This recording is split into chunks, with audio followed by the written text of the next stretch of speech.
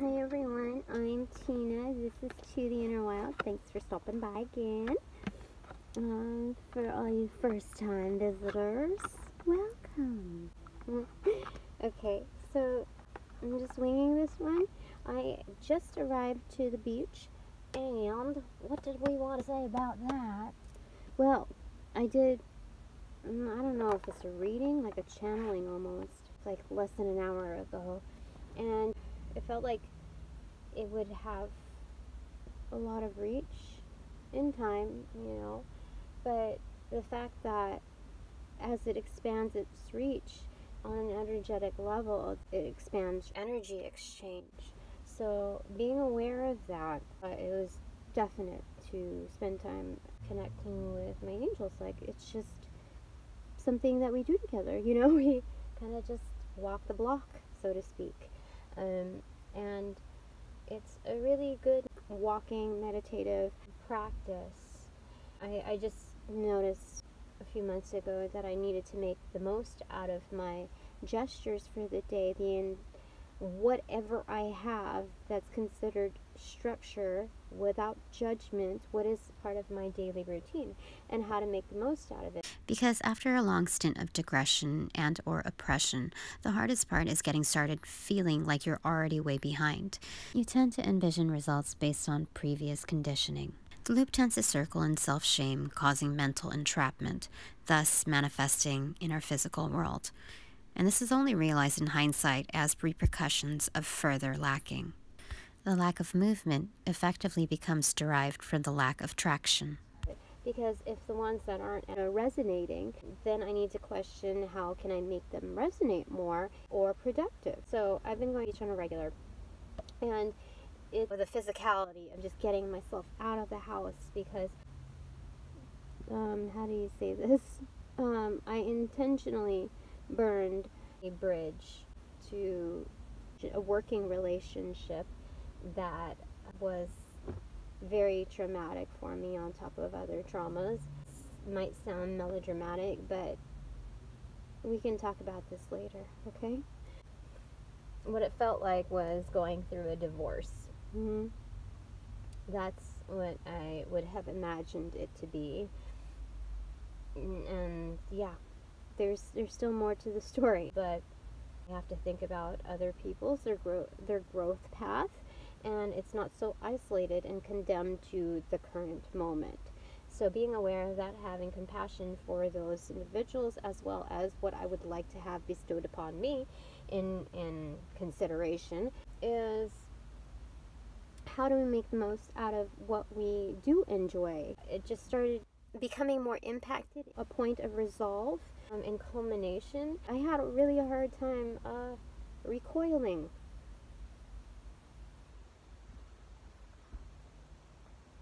So, finding more meaning, more purpose, creating more purpose, and practicality even, your time, your resources, your choices, can help cement you, help to engaging further. What's the next step? So with regards to commitments, being more invested comes from becoming more invested.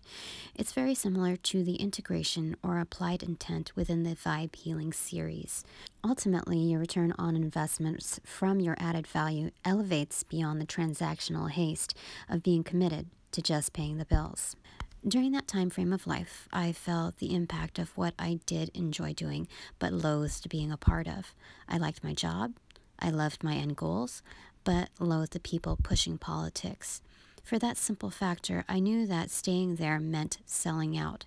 Despite my observations of the macrocosm creating microcosm within choosing to stay committed to that entity, I realized this was the kind of thing that couldn't work its way into the compartmentalization formula. Each bond affected the others. And that left the question, what and who were worth my investments, given I had the choice of being a living asset or a living ass. So what happened? Well, I recognized the weak panels that made the bridge an obstacle course, and I burned it. I sent solid goodbyes to everyone I felt worthy of such a gesture, and my last words were as respected as my first. I tucked up my letter of resignation after I realized empty promises didn't matter unless you had political status. I did my 2 weeks just as on the grind as my first 2 there.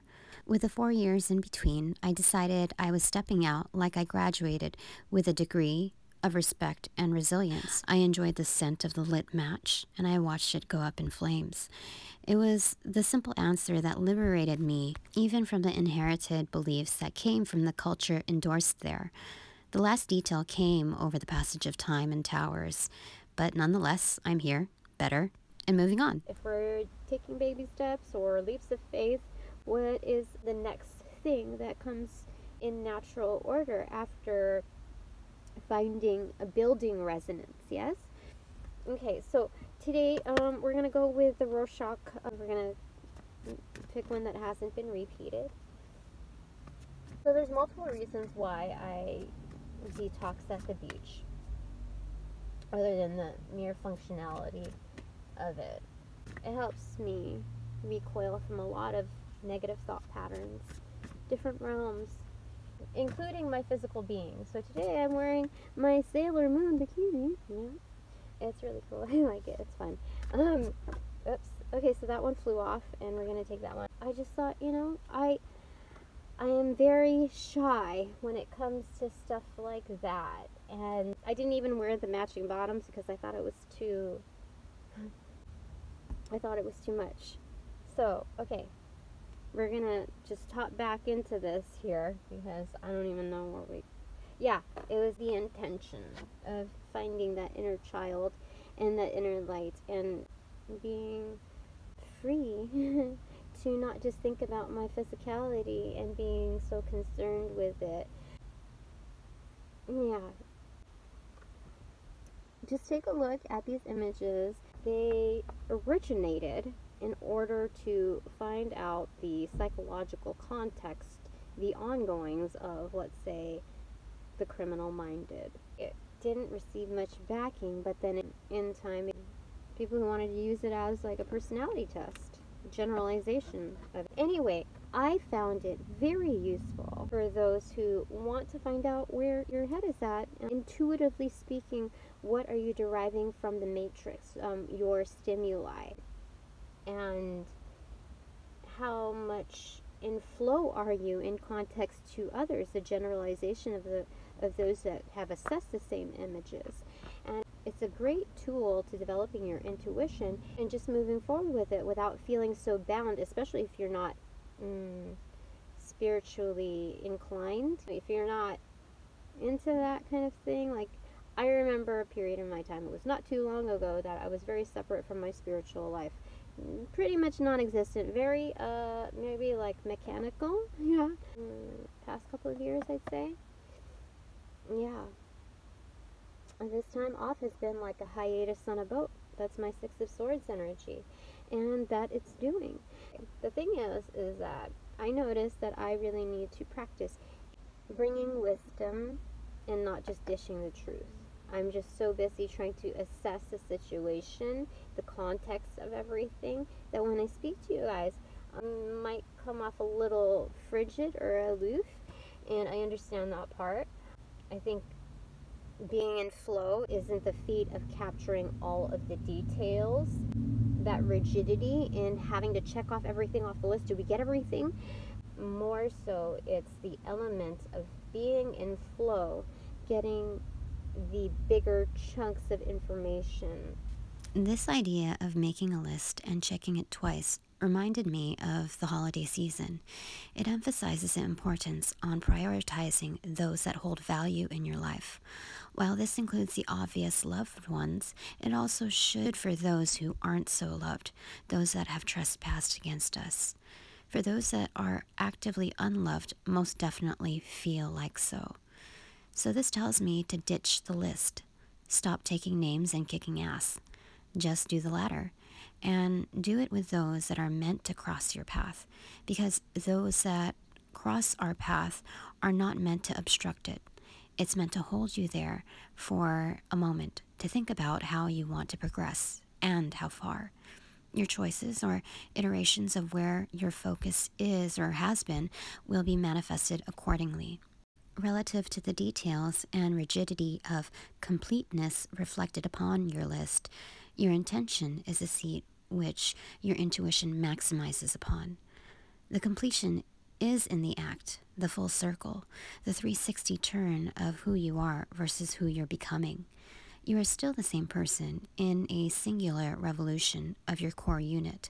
So remember, in the act of compassion with yourself, to extend the same panoramic vision to others.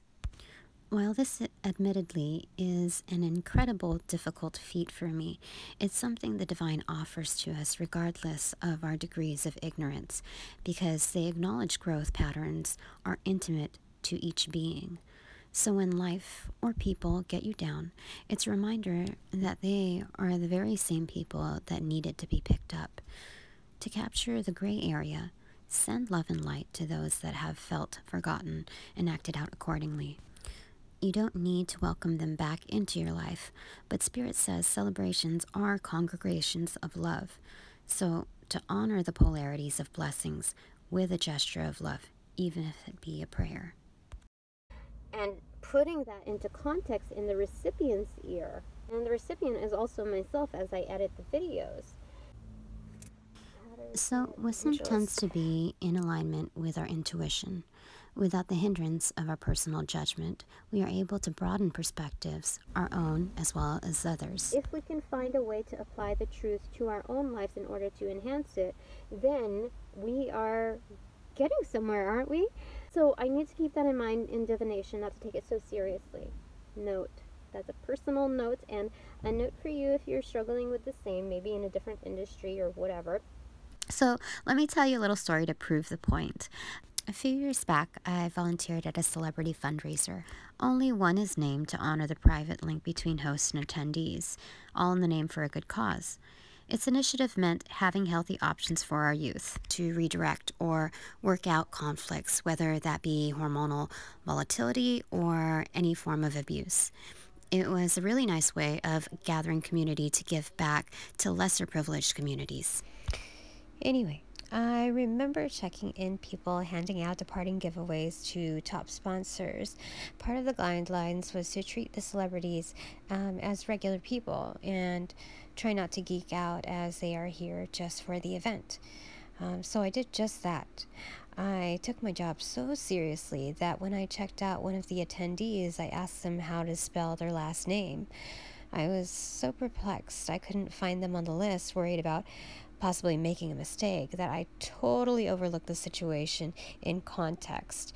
So as he spelled it out, his name, it went something like Favre, and I asked him to spell it again. So anyway, it turned out to be Jon Favreau. Okay, so whatever comes to mind, whether it's a zoomed in portion of an image, it doesn't have to be isolated to one thing, but it could be, it's just whatever in the matrix, either zoomed in or zoomed out, okay? Let's think of it that way. And no answer is a wrong answer, though there are 5 options on these lists that are given as a generalization. I've noticed that when we use these cards, we expand the context, and it really does play out in the reading. So I think we're helping each other out. It's coming into a better frame of mind, and that's not to mean that it should be cookie cutter here, but coming to a better solution based on what we see from the pictures, yeah? Okay, all right, so let's start, okay?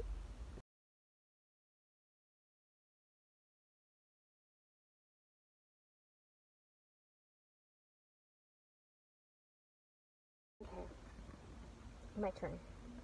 Oh my gosh. See here. Alright, I have a main one. Oh shoot, yeah. Okay. I picked 2 things that it meant to me. The closest ones that I chose to this was a phallic worship and a pelvis. Now, don't get me wrong here. Don't rush to conclusions. It's the symbolic nature of it, and I'll go ahead and explain in just a moment. 19, by the way, endings and beginnings, as 19 narrows down to 10, 1, 0, endings and beginnings. Sequentially speaking, beginnings holds precedence over endings, which can be referred to as the void. In cyclical terms, endings leads to beginnings, as reflected in the revolution of a Fool card. In spiritual terms, ascending 1 from nothing 0. Okay, so if you saw Girl Scouts around a campfire, you've completely lost touch with your inner child, coupled with an unfulfilled longing for Thin Mint cookies. Oh, Thin Mint cookies are the best, especially when you crush them into ice cream. You're welcome. Okay, Estelle is, hey, good looking. Believe it or not, your answer indicates a person who appreciates the finer things in life, and why not? You deserve them. Yoga partners, it's Baba Ganoush, get your mind out of a lotus position and go find your mantra. Okay, I could kind of see that. Phallic worship. Seeing lipstick, towers, fingers, or tunnels are all forms of phallic worship, and why not pray to the altar of pleasure? A pelvis. You lean towards the hip and cool, but remain pelvically anchored, firmly trapped between your needy friends and jealous siblings. Oh, that is so telling. Oh, okay. The second thing that I saw was ovaries with like right there. So that's a generalization of the pelvic area, at least for the female. Now, when you think about this, considering my last reading, I lean towards opening myself up to learning about new things, like the way the world is. While editing this, my guide showed me another frame of context. Notice how it's an overview of a bird, which is symbolic to divine assistance. We will revisit this later, but something to keep in mind for now. Now, but very lightly, I tread very lightly, and I do remain anchored, rooted within certain traditional things, right? Along the way, I find myself trapped between that which causes conflict, yeah? Or potentiality for conflict. It doesn't automatically mean it induces conflict. There may be conflicted feelings, but the actual approach and response to it does not have to be one of conflict. See?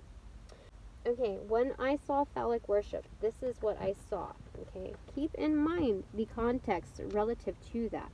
I see two people sitting here with their laptop, and they're seeing the same thing, which is fed by this man-based mechanical thing, which is supposed to actually gather people together, but it's actually become a resource to divide, to create division.